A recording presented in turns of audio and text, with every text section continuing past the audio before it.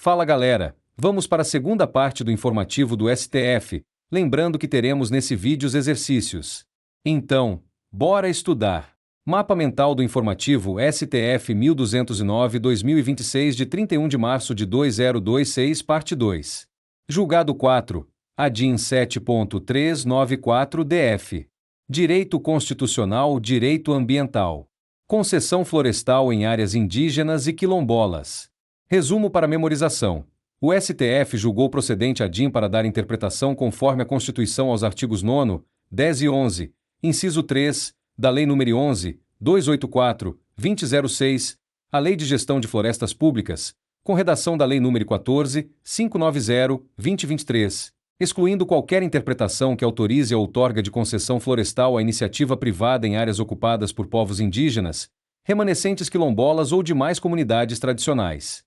A proteção constitucional dessas terras. Artigos 231 da Constituição Federal de 1988, artigo 68 do ADCT e Convenção número 169 da OIT, opera como limite material intransponível à atuação administrativa, independentemente do status de regularização fundiária ou da morosidade estatal na demarcação.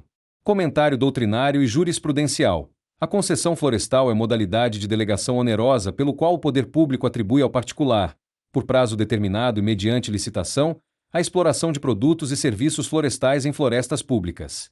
O STF já havia enfrentado o tema na ADIM 7008, fixando que a proteção constitucional dos territórios indígenas e quilombolas é absoluta e não comporta ponderações administrativas casuísticas. A Convenção número 169 da OIT exige consulta prévia, livre e informada às comunidades afetadas por medidas que possam impactar seus territórios, mecanismo incompatível com a lógica concessória privada. A técnica da interpretação conforme a Constituição foi utilizada porque o verbo considerará no artigo 11 da lei poderia sugerir discricionariedade administrativa para incluir ou não territórios protegidos no plano plurianual de outorga florestal, o que o STF vedou expressamente. Exercícios de ficção. Questão 1. CESP-SEBRASP, verdadeiro ou falso? Segundo o STF, a possibilidade de outorga de concessão florestal em territórios indígenas e quilombolas está condicionada à prévia regularização fundiária das áreas, de modo que, nas terras ainda não formalmente demarcadas, o poder público pode incluí-las no plano plurianual de outorga florestal.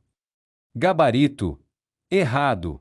Comentário. O STF foi expresso ao afirmar que a proteção constitucional dessas terras é um limite material intransponível, sendo irrelevante o status de regularização fundiária ou da morosidade estatal na demarcação. Áreas não demarcadas, mas ocupadas por essas comunidades, estão igualmente protegidas. Questão 2. VUNESP, dissertativa. Explique a técnica da interpretação conforme a Constituição e demonstre sua aplicação no julgamento da ADIM 7.394-DF. Resposta comentada. A interpretação conforme a Constituição é técnica de controle de constitucionalidade pela qual o STF, em vez de declarar a invalidade total do dispositivo legal, extrai dele apenas o sentido compatível com a Constituição, excluindo as interpretações inconstitucionais. Preserva-se o texto normativo, mas delimita-se seu alcance. Na ADIM 7.394-DF, o STF deparou-se com o artigo 11 da Lei nº 11.284/2006, cujo verbo considerará poderia sugerir discricionariedade administrativa para incluir ou não territórios indígenas e quilombolas no plano plurianual de outorga florestal. O tribunal, por unanimidade, deu interpretação conforme para excluir qualquer leitura que autorizasse concessões florestais nessas áreas, preservando a proteção constitucional absoluta dos artigos 231 da Constituição, artigo 68 do ADCT e da Convenção número 169 da OIT. Como pode cair em prova? Direitos indígenas, artigo 231 da Constituição, uso exclusivo das terras, inalienabilidade e imprescritibilidade. Tema fixo em provas da Magistratura Federal, MPF, DPU e AGU. Comunidades quilombolas, artigo 68 do ADCT. Distinção entre o regime dos indígenas e dos quilombolas é questão frequente. Concessão florestal. Distinção entre concessão florestal, concessão de uso especial e outros institutos de direito administrativo ambiental aparece em provas de IBAMA, ICMBio e carreiras afins. Interpretação conforme a Constituição. Técnica de controle de constitucionalidade. Questão certa em provas de direito constitucional avançado. Convenção número 169 da OIT e consulta prévia. Cresce a incidência desse tema em bancas como CESP e FCC. Julgado 5. Re 1.073.380 agora EDV SP mais AR 1.503.306 agora EDV agora SP Direito Tributário. Contribuições previdenciárias. SAT sobre rendimentos pagos a pessoas físicas sem vínculo empregatício. Período anterior à Emenda Constitucional 20.998. Relator: Ministro Gilmar Mendes. Redator do acórdão: Ministro Alexandre de Moraes. Julgamento: 12 de março de 2026. Resultado: embargos de divergência admitidos e desprovidos por maioria. Resumo para memorização: o STF, em julgamento conjunto de embargos de divergência, firmou que é inconstitucional a cobrança da contribuição destinada ao seguro de acidente do trabalho, o SAT, sobre a remuneração paga por empresas a administradores, autônomos e trabalhadores avulsos, no período anterior à Emenda Constitucional número 20 de 1998, por ausência de lei complementar. Antes da Emenda 20.998, a Constituição de 1988 não autorizava expressamente essa base de cálculo, rendimentos pagos a pessoas físicas sem vínculo empregatício, de modo que tal exação deveria observar a competência residual da União, exigindo lei complementar, conforme artigo 195, parágrafo 4º, combinado com o artigo 154, inciso 1, da Constituição. Com a Emenda 20.998, essa hipótese passou a ter previsão constitucional expressa, tornando possível sua instituição por lei ordinária. Comentário doutrinário e jurisprudencial. A competência residual da União para instituir contribuições sociais exige, por remissão ao artigo 154, inciso 1, primeiro, lei complementar, segundo, base de cálculo e fato gerador distintos dos já discriminados na Constituição, e terceiro, não cumulatividade. O STF já havia enfrentado questão similar na ADIM 1102, que declarou inconstitucional a contribuição sobre avulsos e autônomos por ausência de lei complementar no período pré-emenda 20. A inovação dos presentes julgados está na extensão dessa inconstitucionalidade especificamente à contribuição para o SAT, também denominada RAT, Riscos Ambientais do Trabalho, sobre as mesmas categorias. Trata-se de aplicação da cláusula de reserva de lei complementar como garantia do contribuinte contra a tributação por via ordinária de fatos geradores ainda não contemplados pelo texto constitucional. Exercícios de ficção. Questão 1. CESP-SEBRASP, verdadeiro ou falso?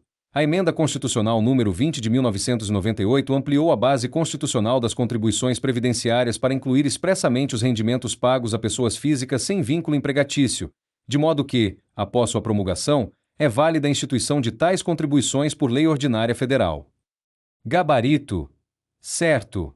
Comentário. Antes da Emenda 20.998, essa base de cálculo não tinha previsão constitucional expressa, enquadrando-se na competência residual da União, exigindo lei complementar. Após a Emenda 20.998, a Constituição de 1988 passou a prever expressamente essa hipótese no artigo 195, inciso 1, a linha A, autorizando a cobrança por lei ordinária. Questão 2, FGV, múltipla escolha. Sobre a contribuição destinada ao seguro de acidente do trabalho e a jurisprudência do STF, é correto afirmar: letra A. O STF declarou que a contribuição ao SAT sobre rendimentos de administradores, autônomos e avulsos é constitucional em qualquer período, por se tratar de contribuição previdenciária de natureza tributária sujeita apenas à legalidade estrita. Letra B. A competência residual da União para instituir novas contribuições sociais exige lei complementar, fato gerador e base de cálculo distintos dos já previstos na Constituição e não cumulatividade. Letra C. A Emenda Constitucional número 20 de 1998 restringiu a base de incidência das contribuições previdenciárias, excluindo os rendimentos pagos a pessoas físicas sem vínculo empregatício. Letra D. O STF firmou que a incidência do SAT sobre avulsos e autônomos é válida mesmo antes da Emenda 20.998, pois a legalidade tributária se satisfaz com lei ordinária em matéria previdenciária. Letra I. A reserva de lei complementar para a criação de novas contribuições sociais aplica-se apenas às contribuições de intervenção no domínio econômico, não às contribuições de seguridade social. Gabarito. B. Comentário. A alternativa B reproduz os requisitos do artigo 154, inciso 1, aplicável à competência residual do artigo 195, parágrafo 4º. A Emenda 20.998 ampliou, e não restringiu, a base constitucional. Antes da Emenda 20, a lei complementar era necessária. A reserva se aplica às contribuições residuais de seguridade social, não apenas à CIDES. Como pode cair em prova? SAT-RAT. Questão clássica em provas de direito tributário e previdenciário, base de cálculo, alíquotas, FAP, fator acidentário de prevenção e constitucionalidade. Competência residual da União. Cai em praticamente todos os concursos da área fiscal, PGFN, Receita Federal, PFN, Procuradorias Estaduais. Lei complementar versus lei ordinária em matéria tributária. Tema de alta incidência em provas de magistratura, MP e advocacia pública. Impacto temporal da emenda 20.998. A delimitação temporal da inconstitucionalidade é explorada em questões sobre direito intertemporal tributário. Julgado 6, ADPF 400-DF. Direito tributário. Imposto de importação. Recepção do imposto de importação incidente no retorno de mercadoria nacional ou nacionalizada exportada. Resumo para memorização. O STF julgou improcedente a ADPF e reconheceu que foram recepcionadas pela Constituição de 1988 as normas do artigo 1º, parágrafo 1º, do Decreto-Lei nº 37 de 1966 e do artigo 70 do Decreto nº 6.759/2009, que equiparam a mercadoria estrangeira à mercadoria nacional ou nacionalizada exportada definitivamente e que retorna ao Brasil. Nas exportações definitivas, há encerramento da operação e eventual fruição de benefícios fiscais de exportação. O retorno posterior configura nova operação econômica, sujeita ao regime de importação. A referência constitucional a produtos estrangeiros, no artigo 153, inciso 1, não obsta a incidência, pois a dimensão econômica do fato tributável, ingresso no mercado interno, prevalece sobre a origem formal de fabricação. Comentário doutrinário e jurisprudencial. O imposto de importação é tributo eminentemente extrafiscal, utilizado como instrumento de política cambial e de proteção da indústria nacional. Seu fato gerador, nos termos do artigo 19 do CTN, é a entrada do produto estrangeiro no território nacional.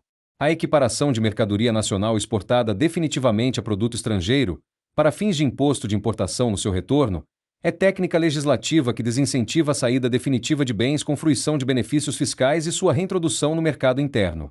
O STF distinguiu o presente caso do recente 4.306, precedente em que declarou inconstitucional a equiparação para hipóteses de saída temporária.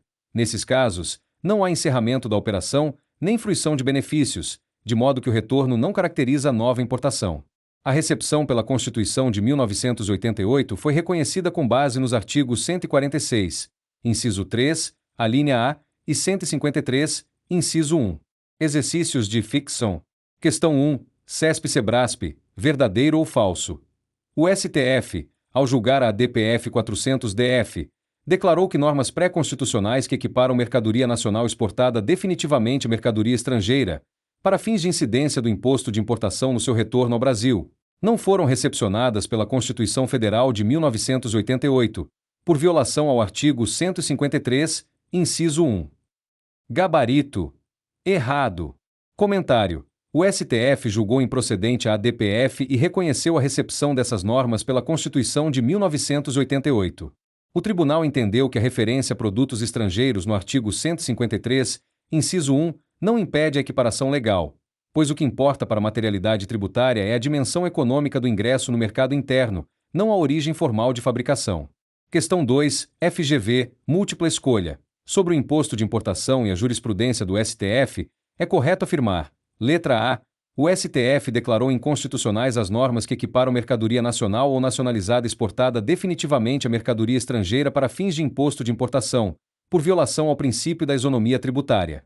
Letra B.